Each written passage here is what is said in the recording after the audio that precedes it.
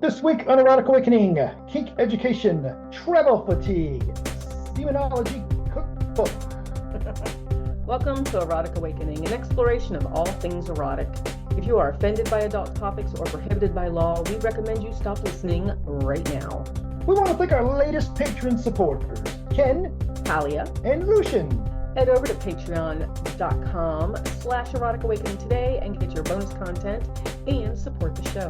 Hi, Dawn. Hi, Dan. Today on the podcast, we are coming to you from somewhere in Oklahoma as we make our cross-country.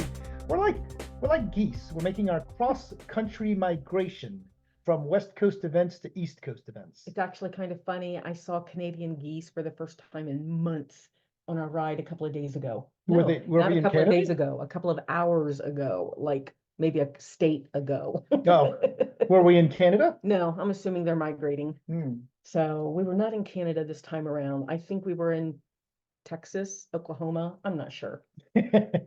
We are going state to state at a pretty rapid clip. We are. Today on the podcast, we are going to talk about, and Dawn, I will start off by just telling you or asking you this question. Okay. Where do you get your kink education from?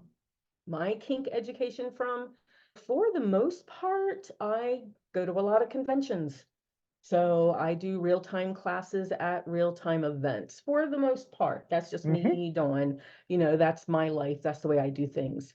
Every now and then it's online classes, right? We have attended some hypno, primal play, and a couple of other online live classes. Well, there's a variety of there's a variety of cons, a variety of classes, a variety of Zoom things you can do, a variety of websites and more. Let's break it down a little bit though. Okay. So you started off talking about cons. Yeah. So, and for people that may not be familiar with what we're talking about is and there's, I don't know, 50 of these across the United States alone, as well as across the world. Oh, But yeah. in general, it is you show up on Friday, you stay around all weekend, you leave Sunday, and throughout that event, if you've ever been to any kind of convention whatsoever, it's the same sort of thing. You check in, you attend things, seminars, classes, workshops all day long.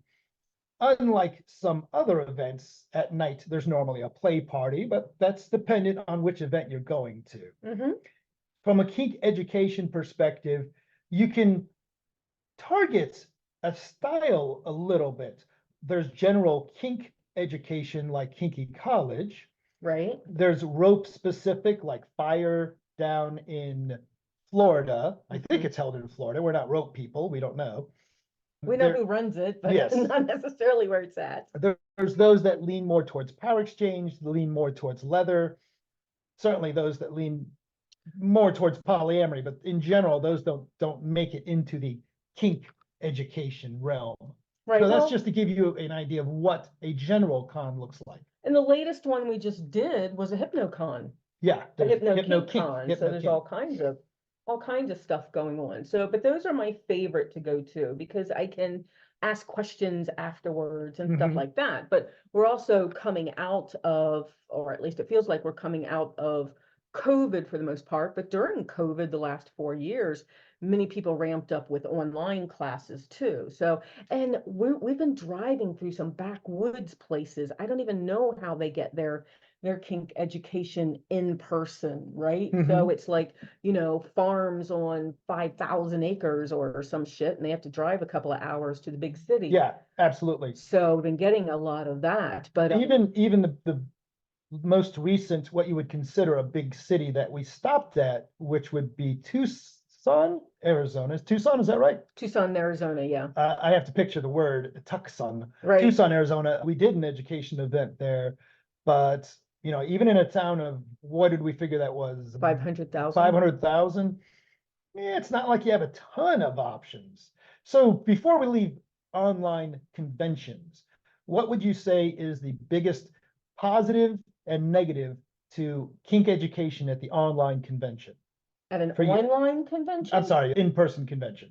Oh, at an in-person convention. So a negative and a positive. A positive is absolutely meeting the presenter, being able to ask more questions later, getting to interact with people in the audience. I'm an introvert. I don't really interact with people, but I do listen, right, to other people's questions and things like that. So the whole energy, the whole vibe of that, I love that. The negative is I'm an introvert and I also resist that. Mhm. I don't like doing partner things and stuff like that. So I can get overwhelmed, but that means I need a hotel room close by so that I can go chill. Right. So, so for me, the pros and cons are Just one each, just the because same. yeah. For me, the pro is not only I tend to, you know what, boy, I've got two that I'm struggling with to say the one I'm going to say, but the one I'm going to say is the very fact that I'm learning with other people sitting next to me. Mhm. It says so that other people are nodding at what I'm nodding. Other people are asking the questions that I was going to ask. It very much makes me feel like I am not some freak out there on my own, right? Because there's 30 other people sitting Right. in the same class that I am, learning how to put needles through things or whatever we're learning that day. The big negative, of course, for me, and I think that a lot of people have to face, is cost. The in-person convention is the most expensive of all of your options. That's true. Not only are you paying, whatever, $100 plus for a weekend event, but then you have to add the hotel, travel, and food. And it can be quite spendy to attend these events. It's challenging to say you'll be able to the average person be able to afford more than a few a year at best. Yeah, so that is a big limitation and a good reason to have the online events. Some of those are free, some of those have, I mean, even online conventions have a cost to them. So it's normal, there's going to be a cost, but some online conventions can be free, some have a sliding fee scale, so you can find those. Oh, But that's true. do you know the whole reason I brought this up? This I whole do not. education thing? No. Well, for one, in 15 years, I don't know that we've actually talked about where you can find education like all lumped together. We talk, little pieces over time, but we've never lumped together. But I'm on a Facebook group. So an alternative lifestyle Facebook group. And a lot of the people on there are brand new. They found kink during COVID. So there weren't cons to go to, there weren't that type of stuff. And I'm finding out that they have no clue that there's education out there. Right. They have no clue about Which the is bizarre. conventions. They have no clue. They don't know about FetLife. Some of them Mhm. recently don't even know about FetLife yet. They are so brand new. And they're like, oh my God, I have this thing. And we're all on Facebook going, well, have you tried Fet? And I feel like I'm back to years ago when Fet was new. And people are like, no, what is that? Right? And so then they find Fet, and I'm making a list on this Facebook group, and I'm like, oh my God, education, kink education, unlike 20 some years ago when you and I were trying to find it, Mhm. right? And it was underground and hidden, and people kept everything so private because it was so risky to be out there. And it's still a little risky now, but not like 20 years ago. And I'm like, there are so many options. Yeah. And cons is just one of those. And like Dan said, literally, there's a weekend convention. You pick a weekend and you look around the country, and I bet you there is at least one. I mean, people that put on major conventions try to make sure there's not other major conventions in their region that Mhm. people will have to split trying to figure out what ticket to buy. Yeah, one of the great things, and we'll talk about that shortly, is, and certainly I'm not the guy that's going to say anything good that came out as a result, or that says good thing we had COVID, but Mm-mm.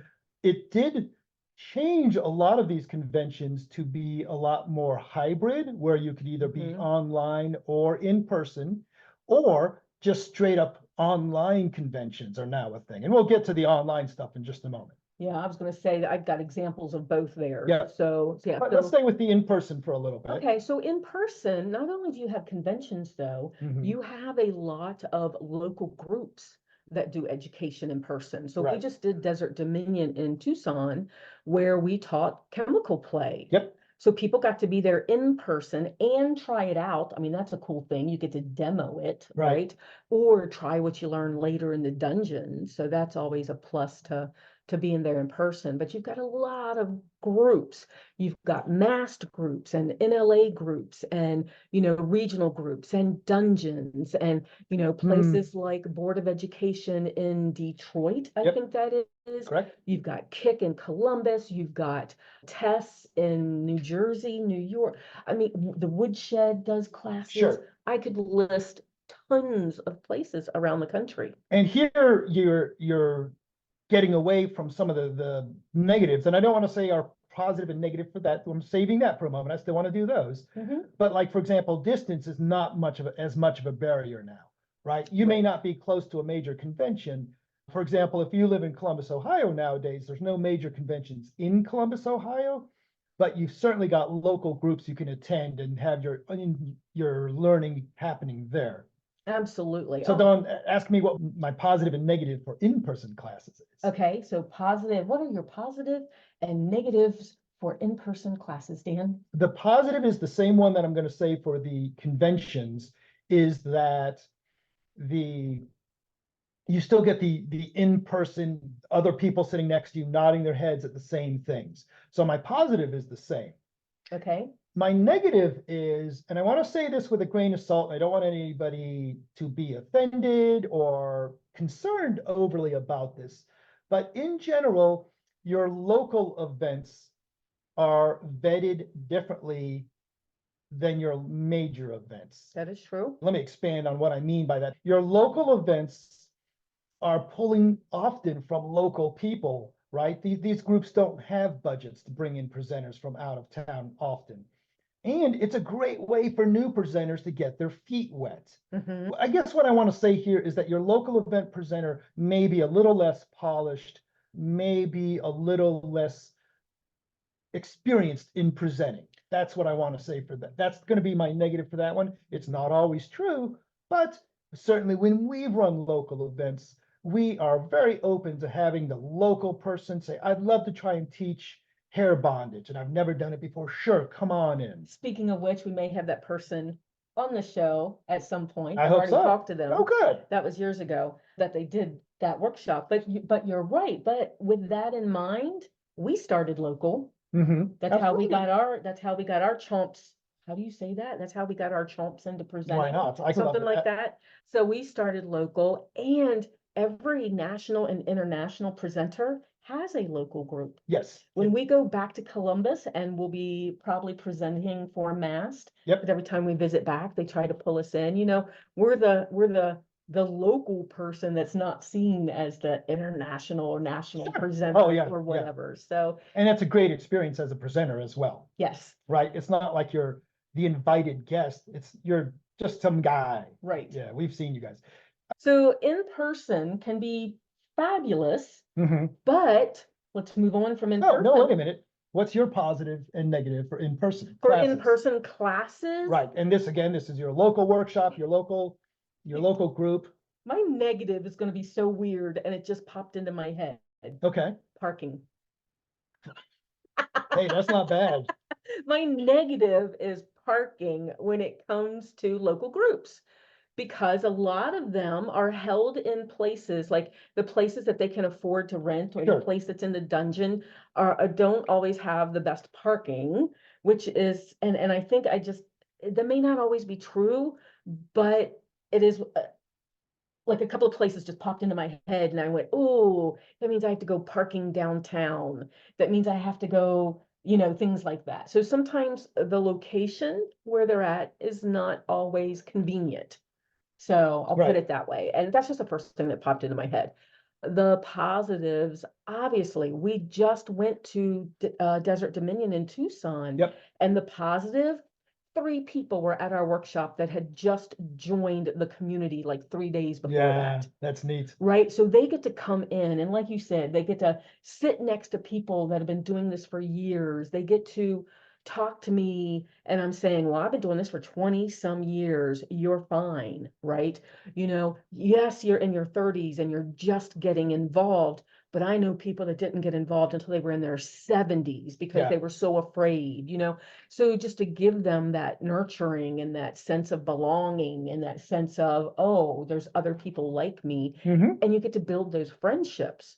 We went out to dinner with a couple of people in that group while Yeah. we were in town. So we get to have that interaction, and online is different from that. Yep. And so since you're going to chop out my previously poorly formed positive and negative, I get to completely switch it now. That the positive I'm going to say is the social aspect of it. It's a great way to actually meet the local people in your community and see that you are indeed just part of people that believe and view and see things kind of like you do, at least in a small way. And the negative would be just that you're limited in what you're going to learn, right? As you said, we just presented for Desert Dominion. That was great. We presented on chemical play.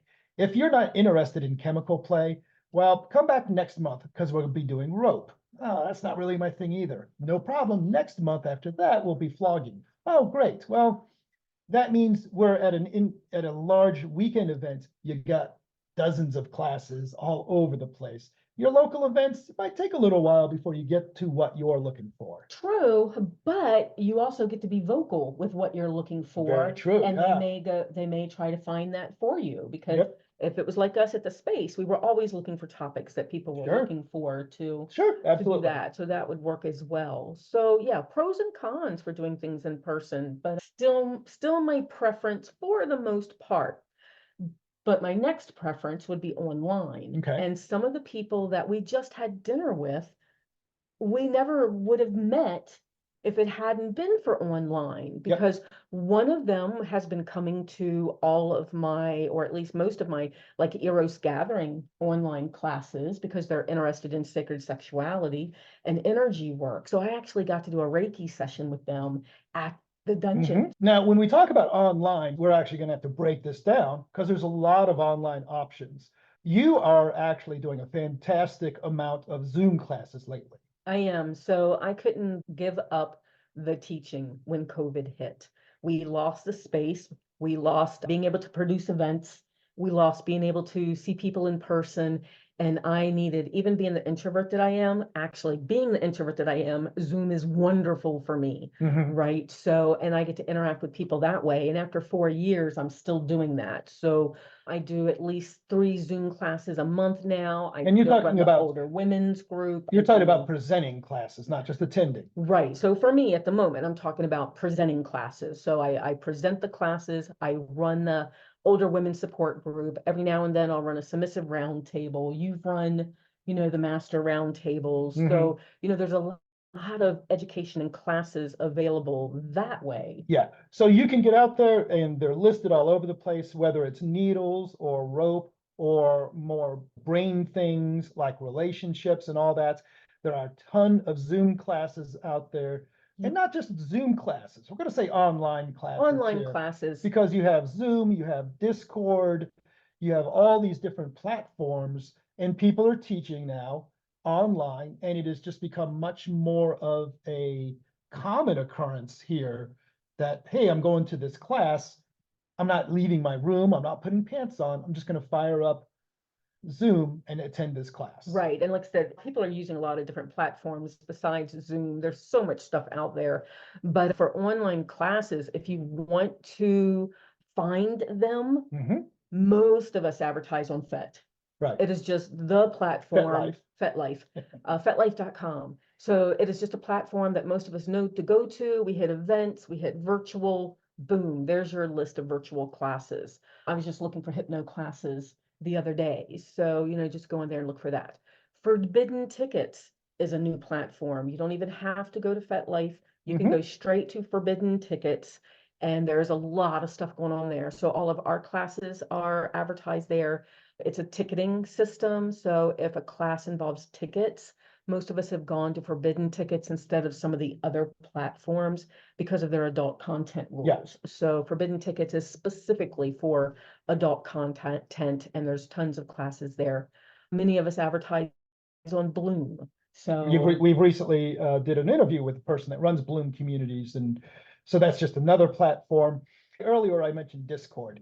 And although this is true that many things are taught on Discord, Discord you actually have to know the server that you want to be a part of beforehand. You can't just generally search Discord. Right. Doesn't really work that way, but Discord is absolutely another option.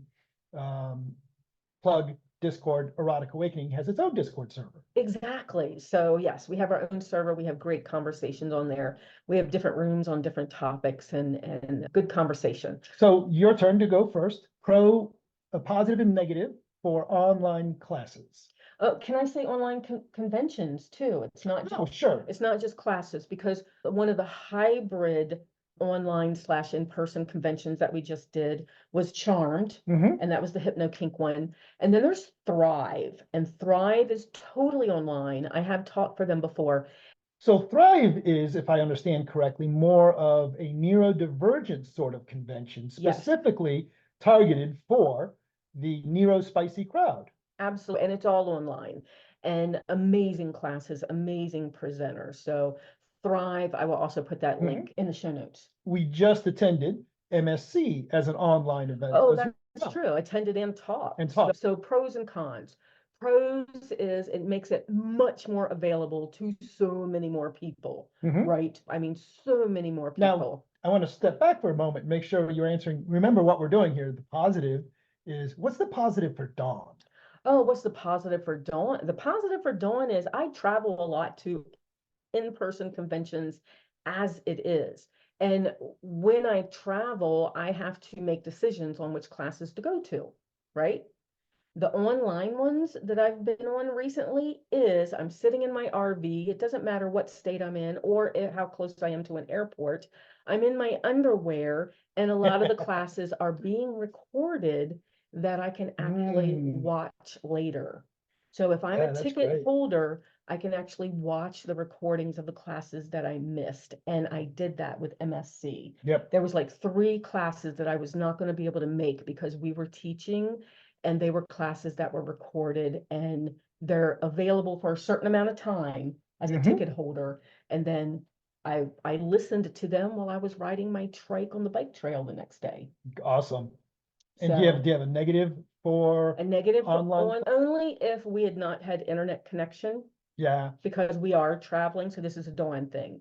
If we were traveling and didn't have internet connection, I wouldn't have been able to join. yeah, Where if I was in person, I would already have been there. yeah. My positive is very much like yours in that I am much less restricted by time. All I have to do is set aside the time that the class is happening, not the hours of travel to get there or anything else. I don't have to worry if I'm COVID positive, or I Sure. don't have to Or worry if about you being are, sick, or if somebody else or is. if somebody else is, or anything like that. I'm kind of like in my safe bubble. Yep. The con would be you don't really get to have that energy of being with other people like you, but then again, you do. So Yeah. So my positive, same as yours. My negative, please, oh, podcast listener, understand this is a damn thing.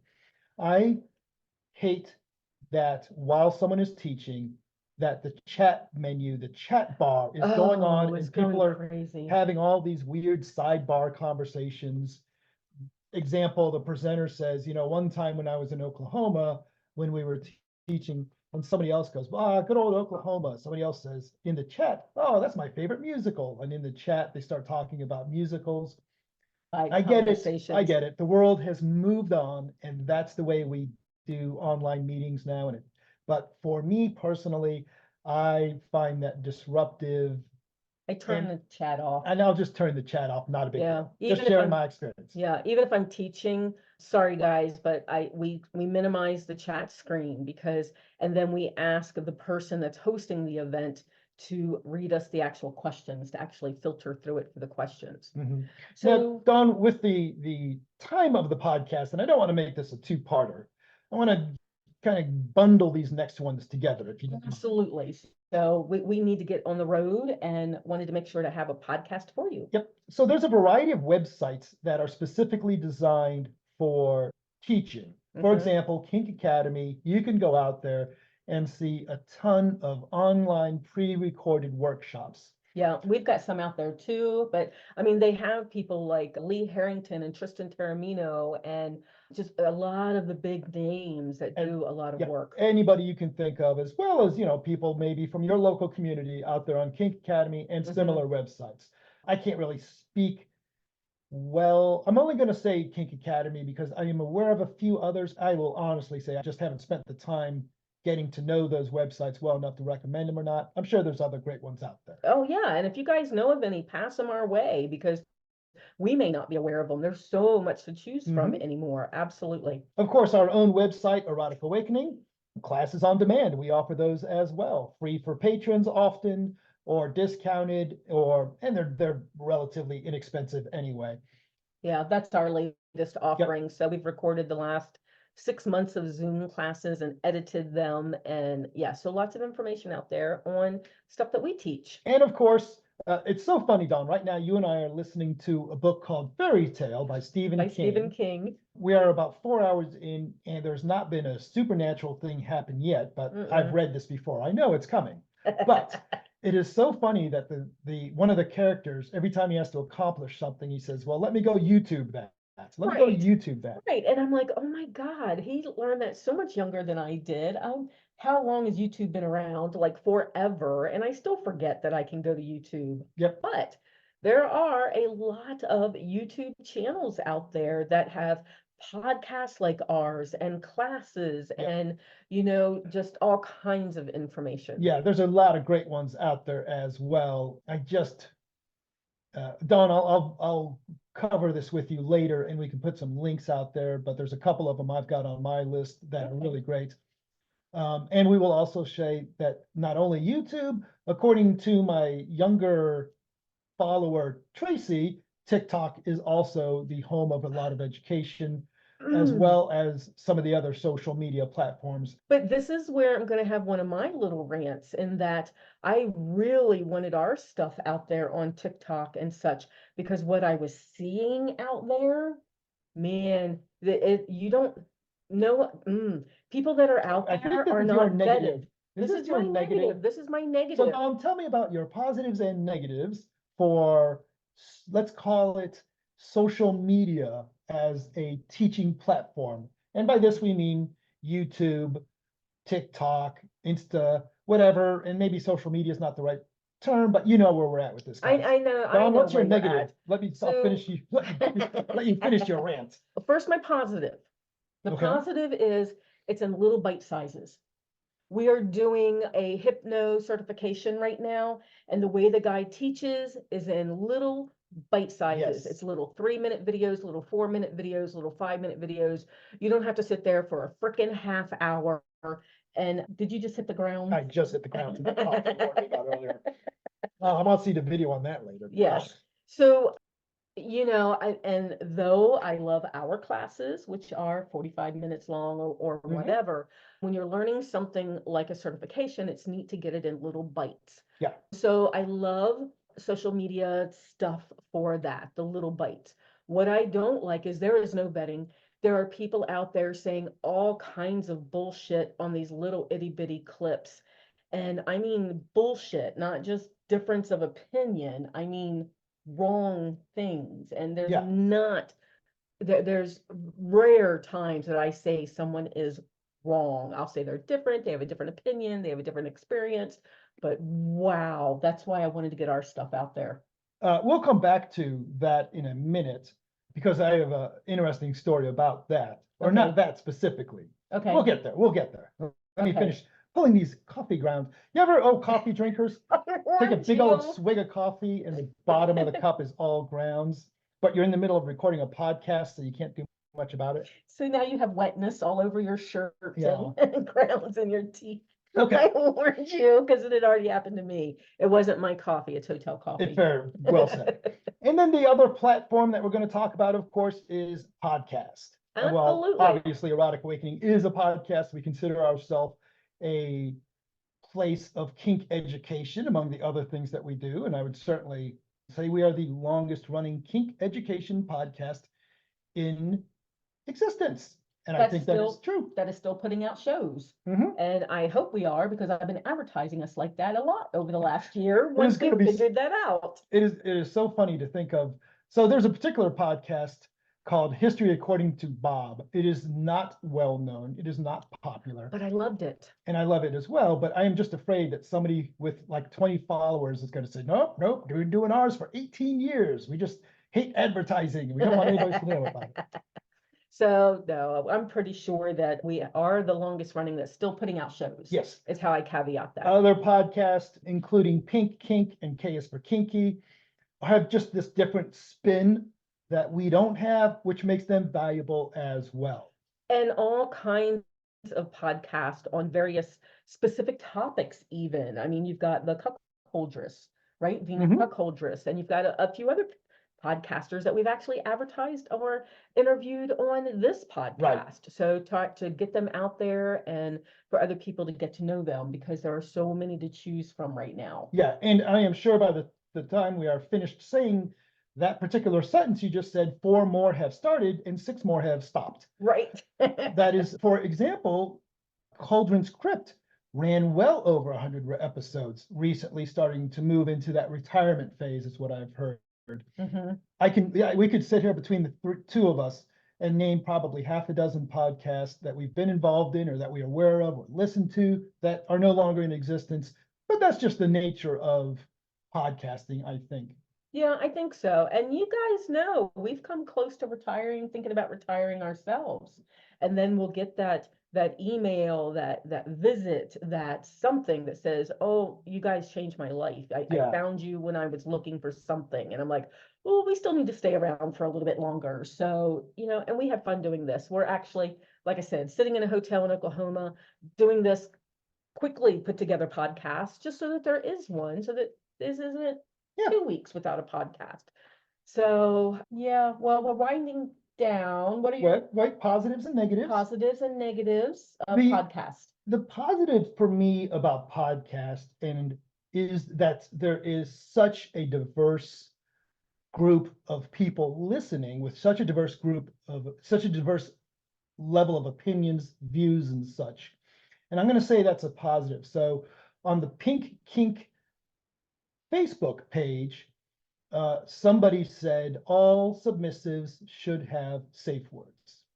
And I responded by saying something like consensual non-consent would like to have a word with you.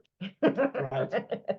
And this led to a conversation that, and I don't think the conversation ever got to the point of where some people didn't hear each other, and that's fine. Some people certainly said, oh, I see your perspective now. But to me, this is the positive of a podcast, in that you've got this thing, this property, whether it's Pink Kink or Erotic Awakening or whatever, and you've got a fan base, and that fan base is all over the place, and they get to hear content, digest it, and then share about it. Hey, here's what I think about that. Here's my experience with that. I think that's a very positive thing, and one of the things that I enjoy about it. We run into the problem of, and this isn't necessarily a problem, but we, in general, our friends are very similar to us. They are in long-term power exchange relationships. They are, in general, in our same age range. When we go to conventions, there's a barrier to entry. You can travel, you can afford it, right? Podcast has none of that. The people that I interact with, all over the place. Hell, we don't even know their ages sometimes. Absolutely. Or where they're from or whatever. The negative, I would say, is that Here Today, Gone Tomorrow. My absolute favorite podcast in the world is called Walkout Boys. It's got nothing to do with kink. And then one day, for no reason that I am aware of, they just walked out. Maybe, you know what? Maybe this is the best long-running gag ever. They just walked out. Right? It's so, boom, just gone. So you might have, oh, I'm passionate, I love this thing, and it just one day disappears. Yeah. So positives and negatives for you on a podcast and education. There is so many podcasts to choose from, which is the positive and the negative. Right. So there's so many to choose from that I find myself trying to weed through them to find ones that I like, and then I just give up and stop listening. Yeah. So, and then every now and then I'm like, oh yeah, podcast. I hope there aren't other people out there that do the same thing as we have a podcast, right? But I'm sure they do. And it's just that there are so many. And like you said, and sometimes I will get into one that I absolutely enjoy and then find out they only had 6 episodes. Yeah. And that's crazy. frustrating, right? And then I'm like, ooh, I love that so much. I'll do one like that. And then realize how much time it takes. And no. I think, you know what, Dawn? I'm going to go ahead and pull that. This is going to be a two-parter because we can't short shift the rest of the aspects of education. And you were thinking this wasn't going to go too long. No, I thought you covered a couple things, but really, Right, there's so much out Yeah. there, and you're right, what we have left on the list really needs some time involved in it, and we really need to get on the road. we do need to get on the road. After all, if you're thinking about, Dan and Dawn, why are you guys always talk about getting on the road? Well, we have in-person events in Maryland, Ohio, Pennsylvania, Indiana, Chicago, Michigan, Kansas City, Las Vegas, and more. I think we're getting more stuff on the schedule as we If you talk. want to know what the and more is, how would they do that? So they can go to eroticawakening.com and get on the newsletter. So keep up with all of our events, book news, discounts, and more via the newsletter. And get your EA shout out like Jonas from DC and Brad from X. X. Whatever X is. Head over to eroticawakening.com and subscribe today. Exactly. So I also wanted to throw out there before we're done that on our Discord channel, I thought this was so funny. Minotaurus posted a link to ideas for the next romantic dinner. And it's a link and it's a 3-course meal from the Semenology Cookbook. And so do I understand Semenology? Because I have not seen that link yet. It's a cookbook based on semen? Okay. Yes, exactly. And all the recipes have semen in it. So I hope you're fluid bonded, for one.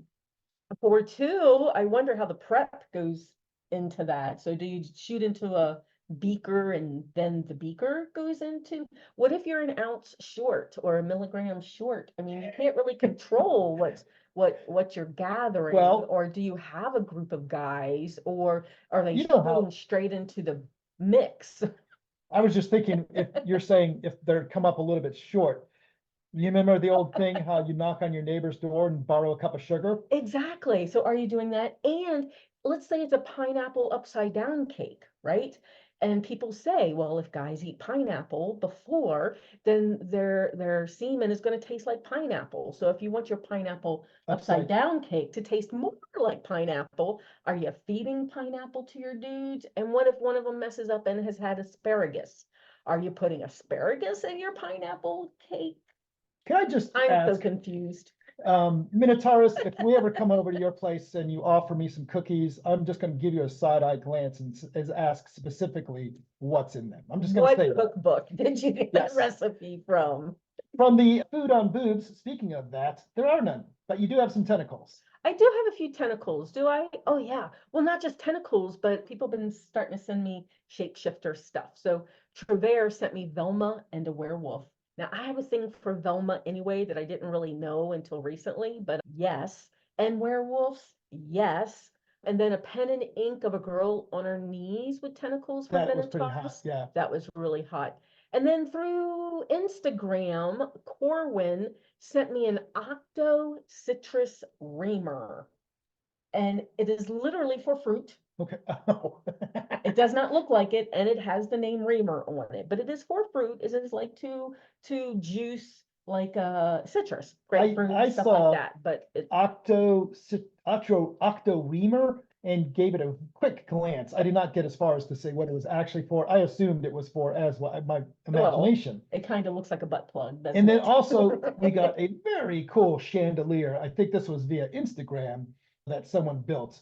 I can't remember who sent us that. I apologize for that, but it's very cool chandelier. Awesome. So all kinds of neat stuff that comes in.